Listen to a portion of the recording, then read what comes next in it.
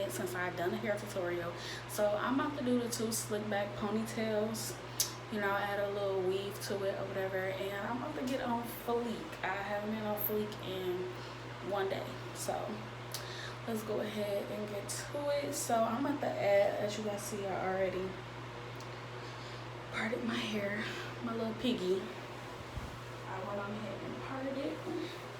So I'm about to go ahead and jump to it. I'm currently now about to add 3 pieces to my hair so it can give my bang a full look, because I don't think my hair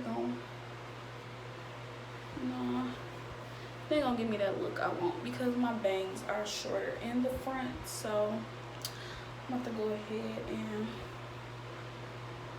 get this together. Let's jump to it.